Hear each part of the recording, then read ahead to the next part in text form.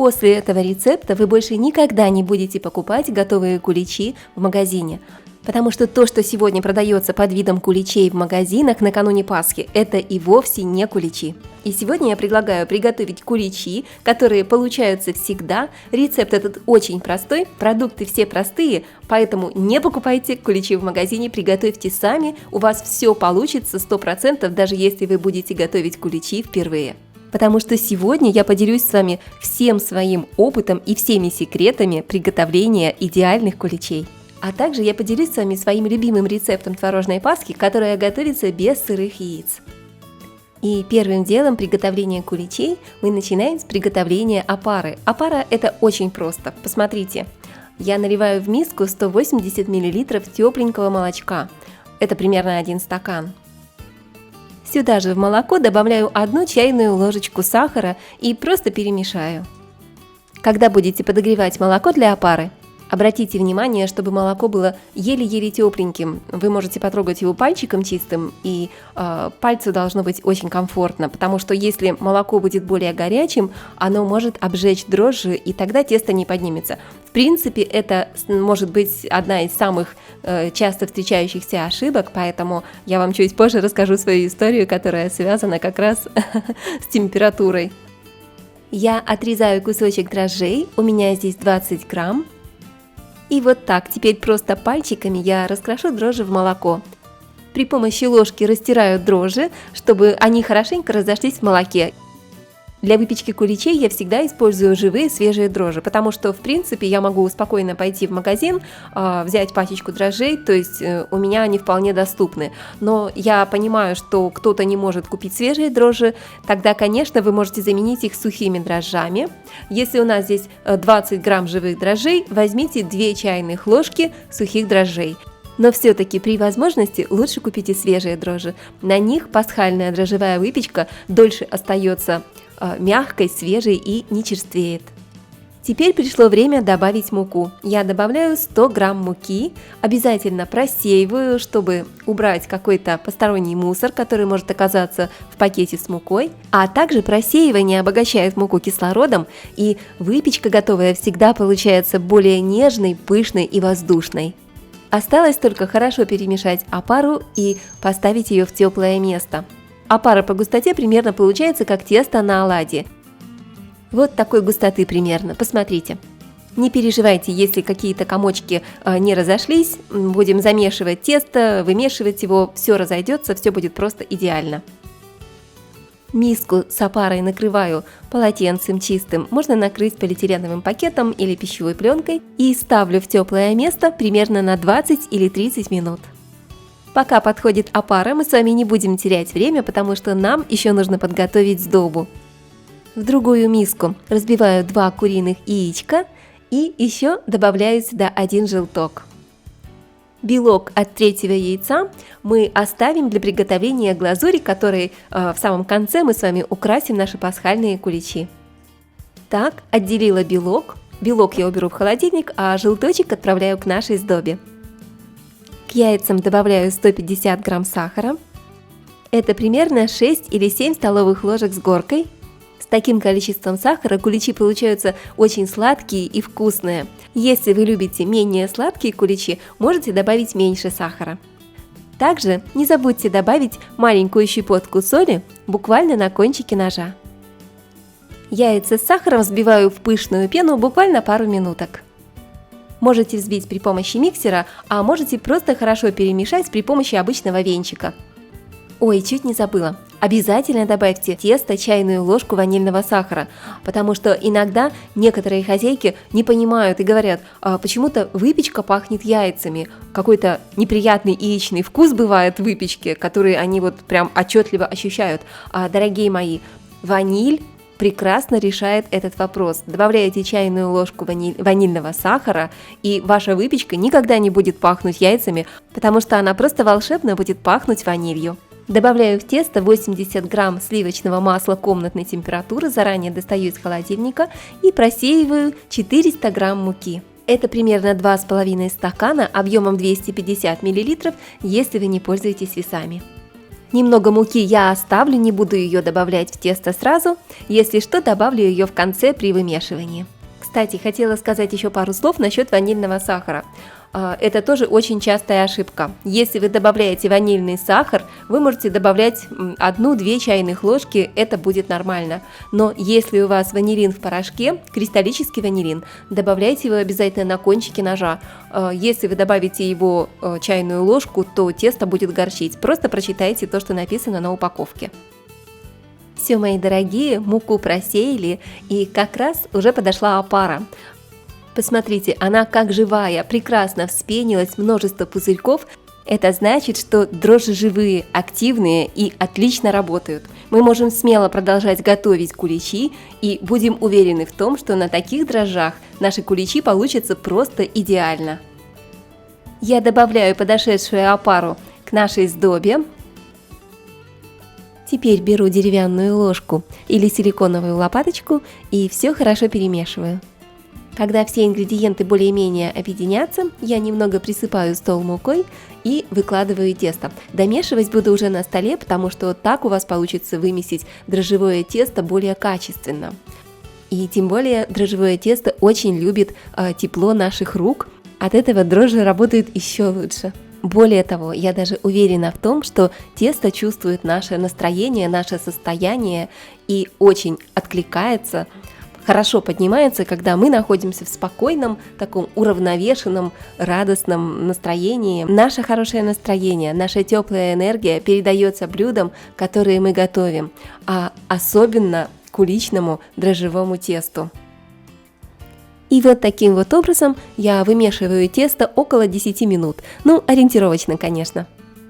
В процессе вымешивания я иногда немножечко подсыпаю тесто мукой, чтобы оно не сильно прилипало к рукам, и смазываю тесто или руки растительным маслом. Кроме того, что это позволяет тесто более легко вымешивать, оно тогда действительно меньше прилипает, но также растительное масло, которое мы добавляем в тесто, оно помогает дрожжевой выпечке дольше храниться и не черстветь. Так что немного растительного масла для дрожжевого теста – это то, что нужно. Как говорится, то, что доктор прописал.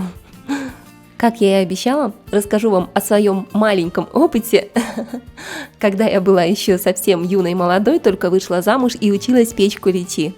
И я попросила свою любимую свекровь поделиться со мной рецептом куличей и научить меня их готовить, потому что у меня было очень много вопросов, много страха. Я делала это впервые, и действительно я боялась, что у меня ничего не получится. Спасибо моей любимой свекрови, она меня так поддержала, рассказала мне все очень подробно, и мы буквально вместе с ней по телефону замешивали мои первые куличи. Итак, я заранее ответственно подошла к процессу, купила все необходимое, свеженькие дрожжи, все, что нужно по рецепту. Замесила прекрасное тесто, и мне нужно было поставить его в теплое место, чтобы тесто подошло. Мама подсказала мне свой вариант, она ставила тесто подходить на едва-едва тепленькую грелку. У меня тоже была грелка, причем, насколько я помнила, точно такая же, как у моей мамы, поэтому я с удовольствием быстрее поспешила включить грелку, поставила на нее миску с тестом, накрыла сверху полотенечком и начала ждать. Проходит полчаса, заглядываю, никакой реакции. Проходит еще полчаса, я смотрю, тесто снова не растет, не поднимается, пытаюсь там замерять, хоть миллиметрик подошло или нет. Нет, к моему удивлению, тесто не растет. Я не понимаю, в чем причина. В общем, в итоге мы с мамой по телефону поднимаем мое дрожжевое тесто, а оно никак не реагирует. Тогда я беру и замешиваю новую порцию теста, потому что за 2 часа тесто так и не подошло.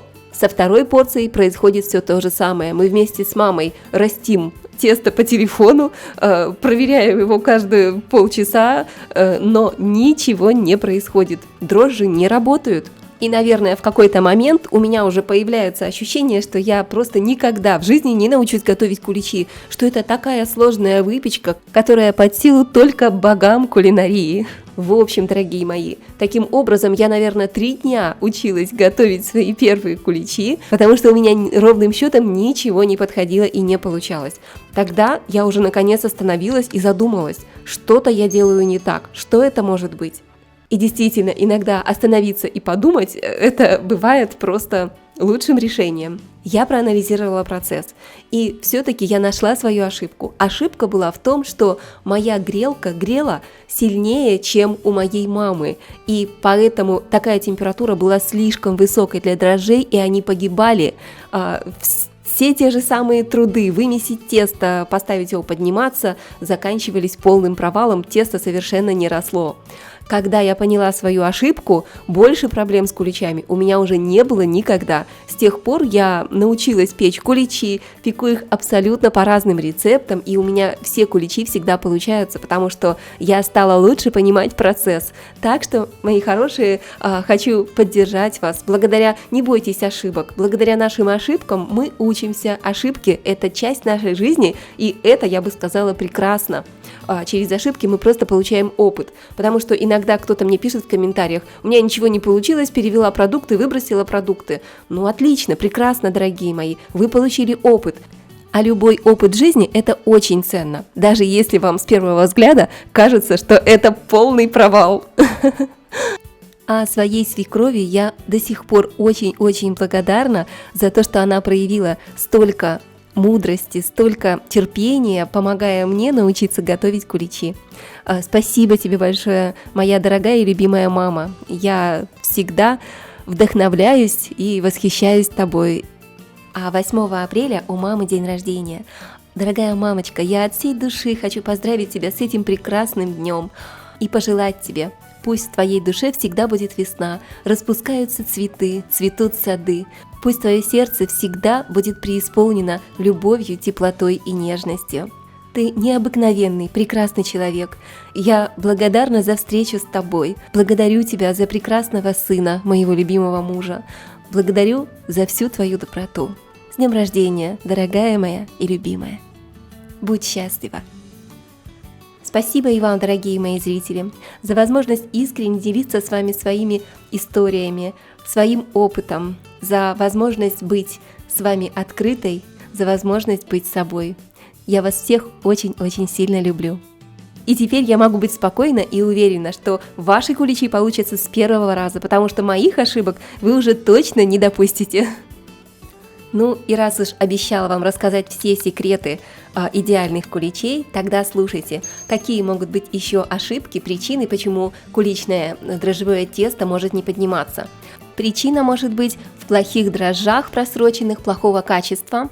Еще одна частая ошибка, когда добавляем очень мало дрожжей на большое количество сдобы. Еще одна из причин – это когда у нас получается слишком жирное тесто, слишком много жира или масла в тесте, оно получается очень тяжелым и тоже может плохо подниматься. Еще один маленький секретик – в тесто может быть добавлено слишком мало сахара, тогда дрожжам нечем питаться и они очень плохо работают. И последний секретик – это температурный режим. Дрожжам должно быть тепло, комфортно, не холодно, не жарко, и тогда они будут работать просто идеально.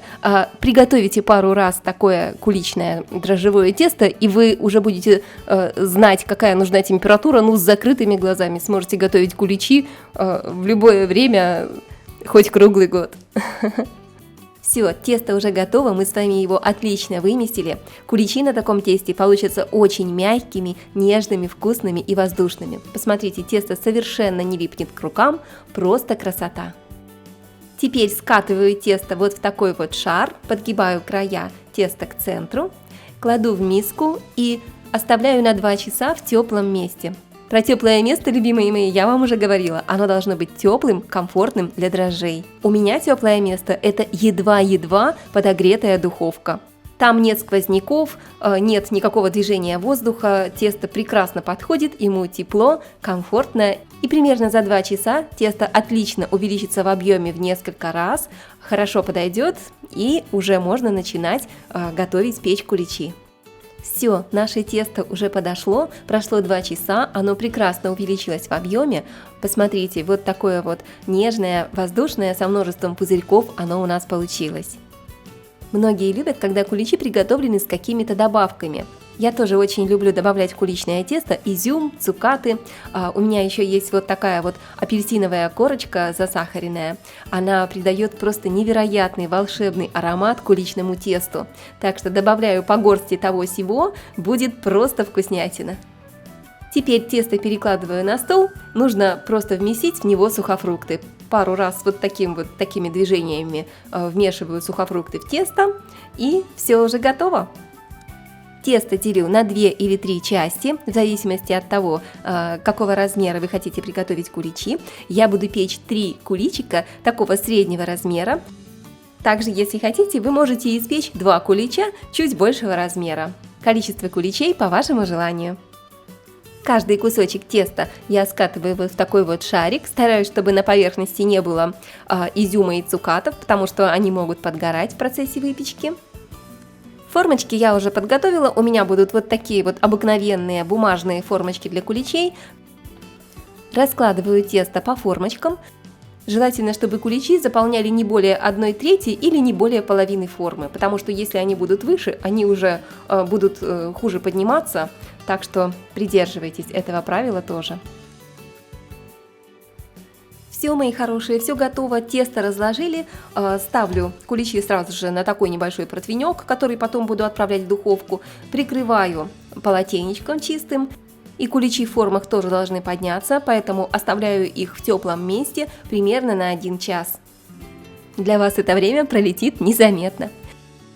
Посмотрите, куличи поднялись, увеличились в размере и практически уже доходят до верха формы. Когда мы поставим их в горячую духовку, они тоже начнут расти и даже немножечко будут выглядывать из формочек. Получится очень красиво. Если есть желание, можете смазать верх кулича яйцом или желтком, смешанным с молоком.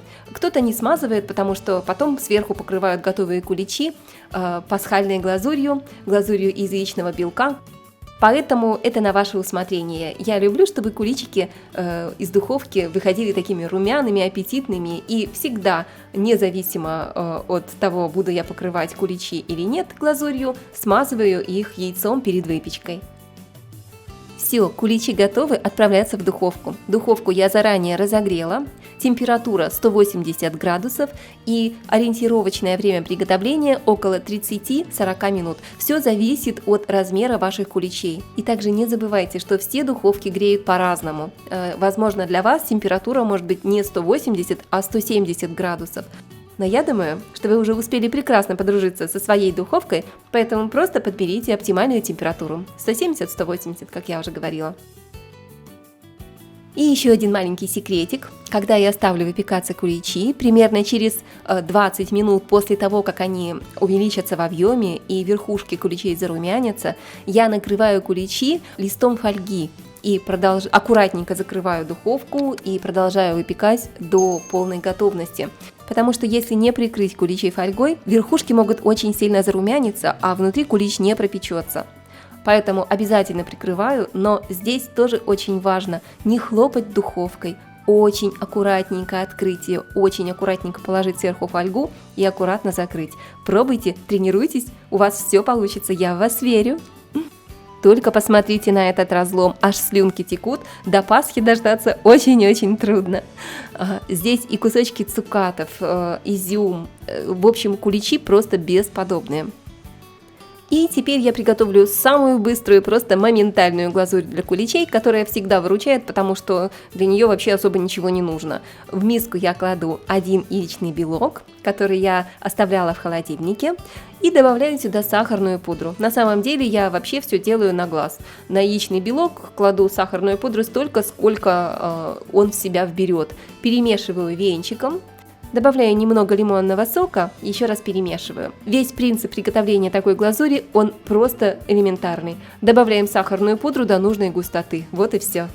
Глазурь уже готова, посмотрите, вот такая она у меня получилась. Она очень быстро сохнет, поэтому быстренько наносим на верхушки куличей, и если вы будете украшать кулич какими-то посыпками красивыми, разноцветными, пожалуйста, приготовьте их заранее, потому что глазурь застывает просто моментально. Та-дам! Вот такая красота! Посмотрите, готовьте на здоровье. И сейчас, как я обещала, поделюсь с вами своим любимым рецептом творожной пасхи. Это мой действительно любимый рецепт, готовлю его уже много лет. Это пасха без сырых яиц. Вы знаете, по вкусу она так напоминает нежнейший в мире творожный сырочек, что просто невозможно остановиться. В общем, готовьте двойную порцию, не пожалеете. Изюм промываем в воде, заливаем кипятком и оставляем на 20 минут. Творог протираем через сито. Также можно измельчить его в блендере или пропустить через мясорубку 2 раза.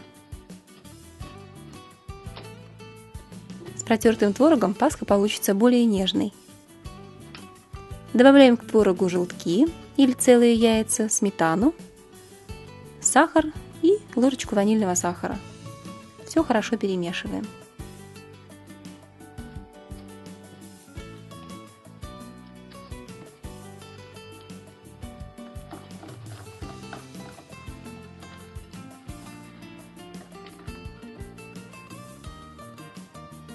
Добавляем нарезанное кубиками сливочное масло комнатной температуры и еще раз хорошо вмешиваем масло в нашу творожную массу. Взбиваем массу миксером, чтобы все компоненты хорошо смешались и она стала более пышной и нежной.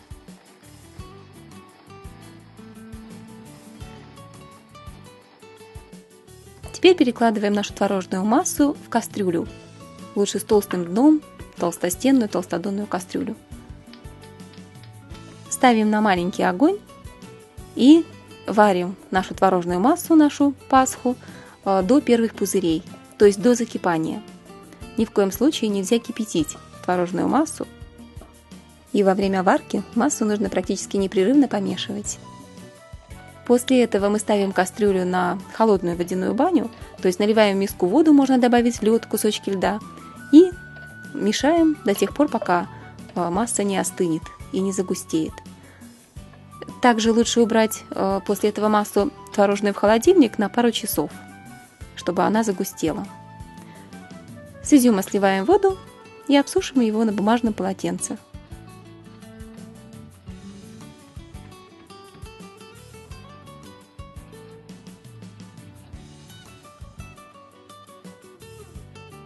Добавляем изюм. Также можно добавить орехи, цукаты. Я добавляю миндальные лепестки. Это может быть фундук. С фундуком очень вкусно. Кешью. Кто хочет, кто пожелает, можно добавить грецкие орехи. Хорошо перемешиваем еще раз массу. И выкладываем ее в пасочницу. Пасочницу застилаем влажной марлей. И выкладываем сюда творог наш.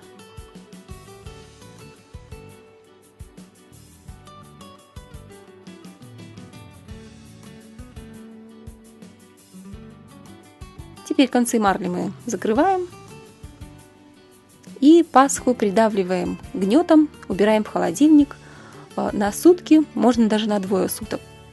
Она за это время спрессуется. Обязательно вниз нужно миску подставить, чтобы стекала жидкость, сыворотка.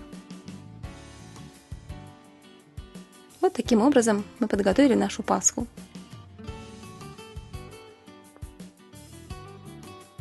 Достаем пасху из холодильника. Она у меня простояла около 1,5 суток. Аккуратно снимаем стенки пасочницы.